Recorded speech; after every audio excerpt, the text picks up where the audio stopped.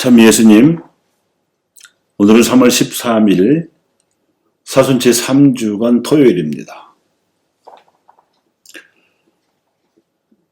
주님은 새벽처럼 오시리라는 말씀으로 강론하겠습니다. 오늘 독서에서 우리는 주님께서 바라시는 것은 희생 제물이 아니라 신의 이며 번제물이 아니라 하나님을 아는 예지라고 호세아 예언자가 전해준 말씀을 들었습니다. 이는 어제도 말씀드렸던 하나님께 바치는 제사에서 감사와 봉헌, 안식과 식별 등 기본 요소들 가운데 봉헌보다 식별이 중요함을 강조하는 것입니다. 앞선 세 요소는 우리에게 필요한 것이지만 마지막 요소인 식별이야말로 하나님께서 관심을 가지고 계시기 때문입니다. 그러니까 하나님께서는 우리가 감사를 드리고 예물을 봉헌하며 이를 위해 일을 쉬기를 바라시지만 특히 당신의 뜻을 식별하여 봉행하기를 더 바라십니다. 그렇게 하지 않으면 제사는 우상 숭배와 다를 것이 없다고 호세아는 신랄하게 경고하였습니다.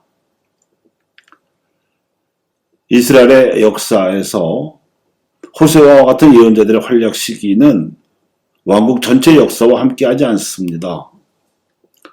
그들은 이집트 탈출 신앙에 살아있었던 왕정 초기에는 나타날 필요가 없었고 왕국이 분열되고 그것도 모자라 서로 경쟁하듯이 우상 숭배에 물들고 그 결과로 최고선과 공동선이 무너지기 시작한 무렵부터 남유다와 북이스라엘 모두에서 예언자들이 나타나서 지도자들과 백성 모두를 향해서 매섭게 하나님의 말씀을 전하기 시작했던 것입니다.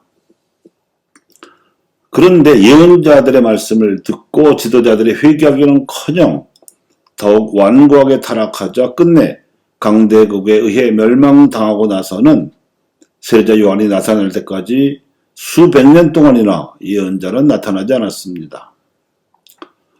이렇게 되자 하나님의 대책이 있었으니 예언자들이 전해주는 하나님의 말씀을 새겨 듣고 기왕의 지도자들, 즉 임금이나 신하 같은 정치가들은 물론 사제나 궁정 예언자 같은 종교 엘리트들이 하나님을 거부한 이상 하나님께서 직접 보내실 메시아를 기다리려는 아나빔들이 생겨났고 이들이 이름 없이 수많은 시편 기도를 남겼습니다. 예수님께서 메시아로서 이스라엘 백성에게로 오셔서 하나님 나라를 선포하신 것은 하나님께 영과 진리 안에서 제사를 드리는 새로운 길을 내신 것이었습니다.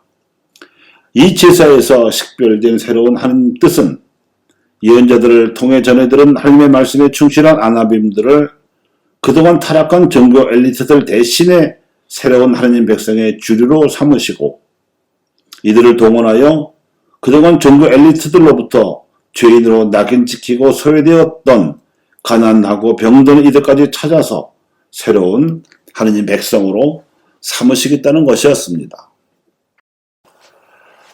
오늘 복음 말씀이 나온 맥락이 이러한 상황이었습니다. 스스로 의롭다고 자신하며 다른 사람들을 업신여기는 바리사이와 직업상 돈을 많이 벌 수는 있었지만 율법상 죄인이었던 세례 기도는 매우 대조적입니다. 그렇다고 해서 예수님께서 세례의 겸손한 기도 자체를 칭찬하셨을지언정 바리사이 같은 인간형과 대조적으로 간주하신 인간형은 세리라기보다는 아나빔들이었습니다. 이 아나빔들이 하나님께 제사를 드릴 때 감사와 봉헌 그리고 파공, 안식 행위는 기본으로 충실한 처지에서 더 나아가 제사에서 드러나는 하나님의 뜻을 식별하여 자신의 삶에서 복행하는 일에도 충실하려면 자신을 낮추고 다른 이들을 높이는 겸손의 덕목이 필수적입니다. 예언자들은 이 아나빔들을 이스라엘의 남은 자들이라고 불렀습니다. 예언자 이사야는 이스라엘의 남은 자들과 야곱 집안의 생존자들이 더 이상 자기들 친자들에게 의지하지 않고 이스라엘의 거룩하신 분 주님께만 충실히 의지할 것이라고 내다보았습니다. 예언자 예레미야는 주님 당신 백성과 이스라엘의 남은 자들을 구원하소서 하고 기도했습니다. 미카 예언자는 야곱아 나는 기어이 너희를 모두 모으리라 이스라엘의 남은 자들을 반드시 모아들이라고 하였고 스바냐 예언자도 이스라엘의 남은 자들은 불의를 저지르지 않고 거짓을 말하지 않으며 그들 입에서는 사기치는 혀를 보지 못하리라고 하였습니다. 또한 사도 바울 역시 이러한 예언자들의 정통 노선에 따라서 지금 이 시대에도 은총으로 선택된 남은 자들이 있습니다 하고 확인해 주었습니다.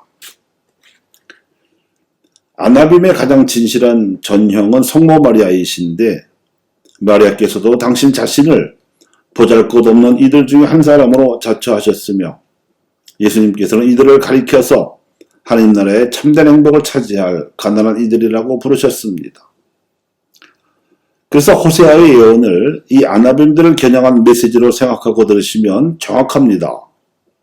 자, 주님께 돌아가자. 그분께서 우리를 잡아 찢으셨지만 아픈 데를 고쳐주시고 우리를 치셨지만 싸매 주시리라. 그러니 주님을 알자. 주님을 알도록 힘쓰자.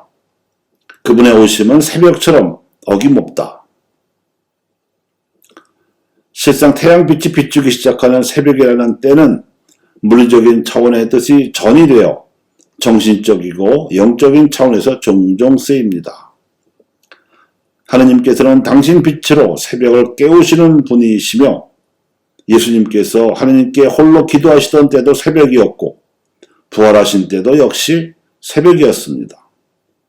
아나빔들은 파수꾼의 새벽을 기다리기보다 자신들이 더 주님을 기다리고자 하였습니다.